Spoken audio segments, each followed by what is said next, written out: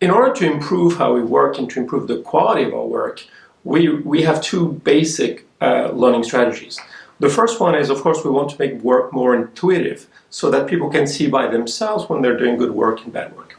The second thing is, of course, as senior managers, we want to understand which are the people's challenges, and we want to agree on the problems they have so that we can actually help with their ideas and insights and initiative, but also by better defining the challenges that they encounter in the work.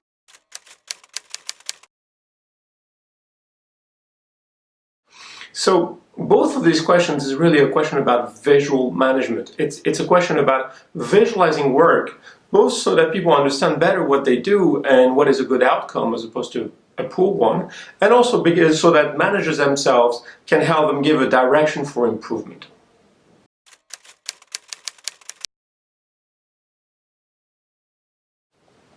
So how do we score ourselves on this? How do we know we're progressing?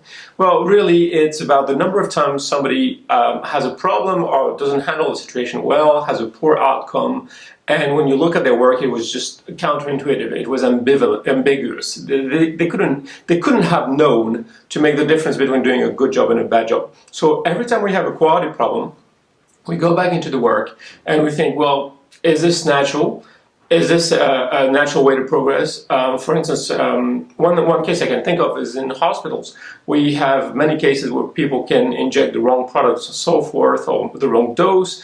And when you open the drawer, you see that the same capsule, the same container, with different dosages put all together, and it's very easy for your hand to move in to take one and to take the one next to it. There's absolutely nothing to help you make this decision that although it looks the same, it really is not the same.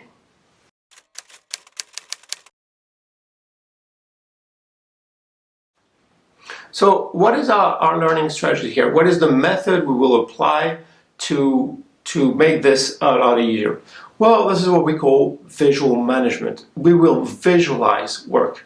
To be honest, the term could be a bit misleading. What we're doing is we will materialize the work. For instance, I remember many years ago a sensei coming in, and at the time it was a factory with injection presses, lots of bad parts. The whole process was out of control. So we had done the first step. We had put in the red bin, and every time we had a bad part, we put in the red bin. And of course, we couldn't stop the press because we have so many of them, and stopping the press is a whole thing. But at least we were looking at the bad parts. So the sensei came in and said, "Well, can you please draw a line in your red bin?" And with colored tape, you just put the tape in so that in the container we could see at 1 hour, 2 hours, 3 hours the parts accumulate to understand if we were in a normal situation or not. So this is a trick. We go through work and we think of clever ways to indicate to the person doing the work themselves, is this a normal situation or not? As in the case of the red bin, you can imagine that we're starting very far back in terms of quality. But what the sensei did is immediately, the first step was to push us to better visualize the problem. Another big way to visualize work is, of course, the Kanban. Because the Kanban, you take an information, and with the Kanban card, you materialize this information so you can think about it pragmatically. Of course, in the way everybody works, we feel more comfortable when we're surrounded with a lot of work that is done or to be done, a lot of parts.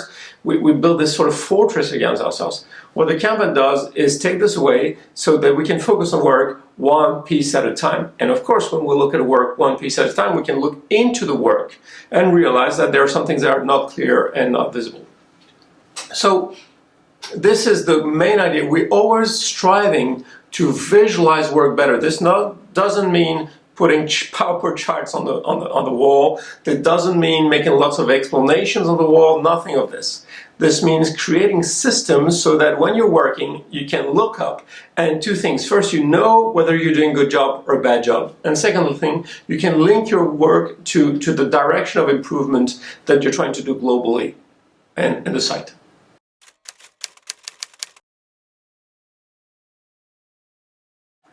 Every time we progress in visual management, we will progress in problem solving and better quality.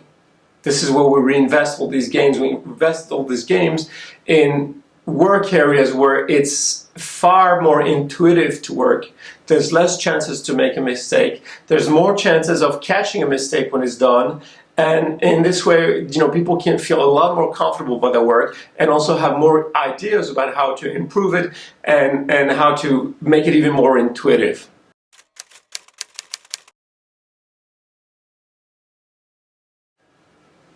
This is the key idea. The big idea is that there is no end to improving how intuitive work should be. And here, this is the big thing, is that when we try to focus on improving the quality of work, the big trick here is our first investment is in visualizing the work. What you often hear called visual management, but it's materializing the work. Our first investment is making the work more intuitive so that the people themselves can see the difference between good job and bad job and have ideas about how to improve things. And this is where it's very surprising and very unique and often very original. Our first step to improvement is making work more visual.